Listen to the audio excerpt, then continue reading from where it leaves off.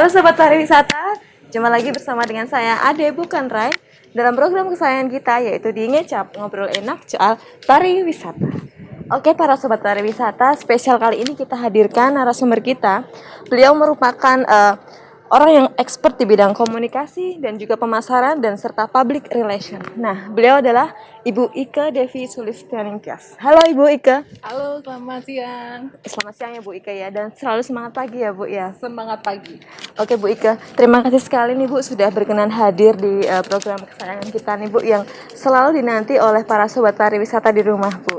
Oke Bu, pada kesempatan kali ini Bu, kita mau sharing-sharing nih Bu terkait bagaimana sih Bu kalau membuka usaha. Tentunya kan selain di produknya ya Bu ya, kita perlu yang namanya untuk berkomunikasi dengan kolega, dengan pelanggan maupun bagaimana sih pemasarannya gitu ya Bu ya.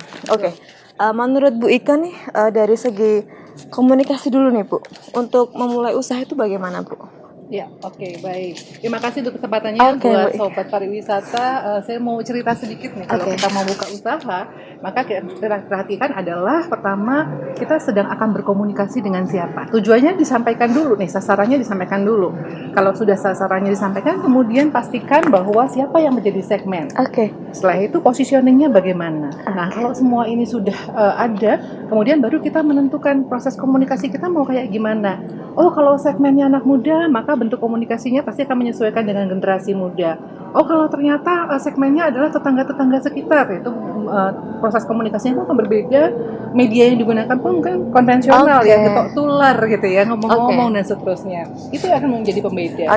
Jadi memang kalau kita usaha mau buka apa, kemudian disesuaikan dengan target marketnya nih Bu ya, tentunya komunikasinya juga berbeda ya Bu ya. Betul, harus disesuaikan gitu. Nah, selebihnya kalau kita mau membuka usaha, yang penting kita perhatikan adalah usaha kita ini bergerak di bidang apa, siapa pesaingnya gitu ya. Nah, kita mulai nih mencoba melihat pesaing-pesaing kita seperti apa. Nah, supaya kita kemudian nanti bisa diterima di pasar, maka kita harus punya ciri khas. Ciri khas dari ya. Namanya. Ya kan? Kayak misalnya Mua nih. Namanya Mbak Ade Bukan Rai nih. Bu, Ade Bukan Rai gitu kan. Adanya Ade Rai-nya Ade Bukan Rai. Sudah ada kata-kata bukan aja, itu sudah mencirikan sesuatu nih, brandnya sudah beda gitu. Mungkin dari segi warna seperti bintang tamu kita kali ini, Ibu Ika ini adalah bisa disebut dengan Madam Violeta ya. Karena suka semua dengan ungu. Iya, lihat dari sini, dari sini semuanya ungu ya. Oke Bu, kalau bicara masalah bisnis nih Bu, meskipun sekarang di masa pandemi Bu, apakah menurut Ibu seorang marketing communication juga di bidang public relation Bu, apakah membuka usaha di masa seperti ini baik gitu Bu? Karena kan ini masih pandemi dan juga banyak sektor usaha yang mohon maaf kayak gulung tikar ya? Gitu ya Bu ya. Bagaimana tuh Bu? Baik, di saat seperti ini yang perlu kita lihat adalah peluang usahanya. Saat ini orang tidak berani bertemu gitu ya, orang dilarang untuk dine in kalau lagi makan. Maka sekarang yang kita ambil adalah kesempatan di mana kita bisa memanfaatkan semua berbasis online. Jadi online ya Bu. Perkuat nih semua kemasan-kemasan komunikasinya berbasis online gitu. Kemudian permudah cara orang untuk bisa mendapatkan produk kita. Apakah itu diantar gitu ya, ataukah mungkin bisa bentuknya adalah paketan atau seperti apa, itu akan membuat orang kemudian melihat bahwa ini kesempatan yang besar. Orang takut keluar, orang takut membeli secara langsung dengan cara online, kemudian tadi dengan cara mengantar dan sebagainya, itu akan membuat customer menjadi dimudahkan. Sekarang kayaknya segala sesuatu semakin itu lebih mudah, semakin akan dicari oleh konsumen. Tampaknya begitu. Iya, Bu. Kalau sekarang kan ini masih pandemi nih ya Bu ya, dan kita misalkan mau membuka usaha nih kan sekarang kita kan baru ada pelatihan ini Bu, pembuatan makanan dan minuman kekinian untuk food stall. Nah, apakah menurut Bu Ike untuk makanan dan minuman ini juga bisa di-online kan, atau kan kalau setahu kita kan kalau makanan dan minuman enaknya tuh langsung beli. Langsung ya, ya. Beli langsung kita dapat. Kalau untuk mensiasati di masa seperti ini mungkin seperti apa Bu? Iya. Kalau kalau dimungkinkan untuk datang, mungkin lebih baik orang datang. Tetapi tampaknya kesempatan sekarang ini masih berbasis online nih kayaknya. Sehingga yang perlu diperhatikan adalah bagaimana kita menampilkan kemasan produk kita secara online sehingga itu mempunyai daya tarik. Ya, kemudian dilihat dari misalnya warnanya, warna makanan kita, kemasannya, itu mencirikan juga produk kita. Jadi misalnya warna makanan kita akan selalu tampak dengan, kalau saya tadi misalnya di belakangnya ada nuansa ungu, gitu ya. nama produknya pun misalnya Omah Ungu, misalnya Omah seperti Ungu. itu. Oke. Semuanya akan mencarikan sesuatu yang brandnya akan muncul di benak customer kita gitu. Oh. Jadi emang untuk bisa di masa pandemi seperti ini itu sangat mungkin dilakukan dengan masih berbasis online tampaknya. Oke, jadi menurut Bu Ika nih sebagai seorang pelaku di bidang marketing communication juga dengan public relation, jadi menurut Bu Ika ini prinsip hematnya nih Bu ya, kalau mau buka usaha di masa seperti ini tidak apa-apa ya Bu Nggak ya? masalah, semua kesempatan kita lihat celah-celahnya. Oke, karena mungkin para sobat pariwisata nih Bu yang dari kemarin sudah nonton ngecap nih Bu, sudah ada beberapa produk nih Bu yang kita highlight ya Bu dalam program ini, dan mungkin para sobat pariwisata ini sudah mulai ini Bu dapat ide mau yang mana gitu loh Bu. Nah mungkin kalau dari segi analisis usahanya bagaimana Bu kalau untuk katakanlah kita membuat makanan dan minuman kekinian Bu? Oke, untuk bicara soal kekinian bahasanya cuma satu, inovasi. Inovasi, gitu ya. oke. Inovasi. Mana nih celah yang belum diisi sama yang lain? Inovasi bisa macam-macam, mulai dari nama gitu ya.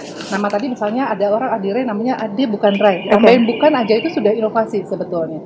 Kemudian produk yang semula misalnya cuma digoreng, sekarang digoreng plus ada cheesy-nya. Oke. Ada apa namanya? Ada kejunya di atasnya. Topping gitu ya Bu? Namanya jadi blenger misalnya kayak gitu oke, kan. betul. Kemudian makanan minuman lain yang semula di situ ada boba dan sebagainya, kita ganti misalnya dengan cincau misalnya seperti itu, atau hal-hal lain yang kemudian kita bisa arahkan dengan menggunakan cincau ini kita bisa mereda panas dalam misalnya seperti itu sehingga meningkatkan imun. Jadi ada aspek-aspek added value yang ditambahkan pada produk itu. Nah itu akan memberi kesempatan betul untuk bisa bersaing di tengah produk yang lain. Apalagi sekarang ini semua tuh serba dituntut untuk baik untuk kesehatan ya Bu ya. Jadi memang itu isu paling mengemuka sekarang. Oke, ya Bu ya. Oke. Kemudian kalau dari segi misalkan kita udah buka nih Bu ya, atau mungkin baru berencana mau buka. Nah, itu kan pasti ada nih Bu kendala-kendala, misalkan kalau kita menghadapi customer nih Bu. Bagaimana Bu menghadapi customer yang mungkin secara online itu lebih membutuhkan kesabaran ya Bu ya. Betul. Itu bagaimana Bu untuk apa ya tips-tips atau untuk para sobat pariwisata yang mungkin ingin membuka dan kok kayaknya tuh nggak gimana ya Bu ya, kurang sabaran atau bagaimana itu Bu? Ya, oke. Rahasia ketika kita membuka satu produk tertentu berikut semua jasa layanannya adalah kita pastikan bahwa pelanggan kita ini menjadi raja, gitu ya. Jadi artinya ketika pelanggan ini memberikan komplain, yang harus kita lakukan adalah mendengarkan. Kemudian kita telusur, apakah memang betul ada hal-hal yang mungkin barangkali tidak maksimal dilakukan oleh kita, sehingga semua masukan gitu ya, atau kritikan, saran yang diberikan oleh pelanggan kita jangan dijadikan sebagai sesuatu yang menghambat kemajuan kita, tapi justru itu dicatat sebagai sesuatu yang kita pakai untuk membuat kita menjadi makin maju. Jadi selalu ada improvement, itu yang penting. Jadi kalau ada kritik, saran dan sebagainya, anggaplah itu sebagai, oh iya saya punya nih cara untuk menjadi makin maju. Caranya adalah dikritik orang, saya perbaiki, dikritik perbaiki, begitu terus. Jadi improvement itu akan berjalan. Oke, kalau misalkan sudah improvement Bu, dan misalkan kita kan sering menghadapi, kalau khususnya bagi sobat yang sudah mungkin mempunyai usaha nih Bu, mungkin bagaimana sih Bu cara untuk menghandle komplain gitu Bu, atau mungkin kalau produk kita ternyata kok kurang diterima atau mungkin tidak sesuai dengan harapan gitu, gimana Bu tuh? Untuk komplain mungkin barangkali kita bisa sediakan sendiri nih jalur, kalau ada keluhan dan saran silahkan kontak nomor ini. Nah itu, tapi jangan lupa kalau kita sudah menyampaikan bahwa kita akan memberikan ruang untuk komplain, segeralah di respon. Ya. Apapun itu responnya, itu segera direspon, karena dengan mengalokasikan pada satu link tertentu atau satu ruang tertentu, itu akan mempermudah kita untuk bisa segera memberikan respon kepada pelanggan kita. Oke Bu, mungkin kalau dari dunia komunikasi ada ini nggak Bu, ketentuan berapa maksimal waktu sih kita harus merespon gitu Bu? Karena kan kita tahu bahwa seringkali kita tuh ngechat di nomor hotline-nya atau call center-nya tuh kadang lama nggak ditanggap gitu Bu. Mungkin dari ilmu komunikasi nih Bu ada batas maksimal atau apa gitu Bu sebaiknya? Ya, Secepat mungkin. Secepat mungkin. Sekalipun kita belum dapat jawabannya, kita berikan misalnya, terima kasih atas tanggapannya, akan segera kami respon setelah kami mendapatkan mengklarifikasi atau mencari tahu tentang kendala-kendala yang terjadi pada saat itu. Tapi jangan sampai, kalau bisa jangan sampai 24 jam ya. Sama seperti ketika kita menerima telepon, jangan sampai dering kelima itu terjadi. Gitu. Jadi ketika ada komplain, segeralah untuk merespon terlebih dahulu. Sekalipun kita belum dapat jawabannya, kita sampaikan bahwa oke, tunggu, kami akan segera mencari jawaban yang segera kami respon. Gitu. Baik. Jadi memang diusahakan secepatnya ya Bu ya, meskipun belum mendapatkan jawabannya saat itu juga. Paling tidak ada perhatian itu dulu. Gitu. Lalu nanti berbicara masalah telepon nih Bu, banyak juga nih Bu industri di jasa bergerak di bidang jasa, kadang itu kayak slow respon gitu ya Bu ya, di telepon kayak kurang responnya kurang. Lalu itu kemungkinan dari faktor apa ya Bu ya, kalau misalkan kok kayak lama gitu loh Bu mungkin? Kadang-kadang mungkin karena satu SDM-nya kurang ya. SDM-nya kurang. Yang kedua adalah kesadaran bahwa ketika ada panggilan entah itu secara langsung ataupun melalui telepon, itu sebetulnya membutuhkan respon secara cepat. Jadi itu harus disadari bahwa terutama tadi untuk telepon ya, saya bilang jangan sampai dering kelima terjadi. Dering pertama, kedua kita harus segera merespon gitu. Nah, kalau misalnya terjadi kita melakukan respon yang lambat, kemungkinan kedua ketika dilakukan oleh customer adalah kita meminta maaf terlebih dahulu gitu ya, bahwa slow respon tadi disebabkan oleh apa, kita sampaikan. Jadi misalnya karena tadi ada kondisi teknis yang terjadi di sekeliling kita, misalnya gitu, kami harus menghandle yang lain dulu, misalnya kayak gitu. Tapi sebetulnya ketika kita sudah membuka ruang berupa telepon ataupun lini yang lain, kita harus siap dan sigap ya untuk bisa merespon segala sesuatu yang melalui media tersebut. Oke, baik Bu Ike. Oke Bu Ike, rasanya kita sudah ini ya Bu ya, sedikit namun mengena gitu ya. Terima kasih juga sudah diundang di sini nih, acaranya Mbak Ade bukan Rey. Dan terima kasih ya untuk Bu Ike sudah berkenan hadir di acara Ngecap nih Bu. Dan untuk Bu Ike juga tetap harus jaga kesehatan ya Bu ya. Jaga kesehatan dan juga semoga sukses selalu.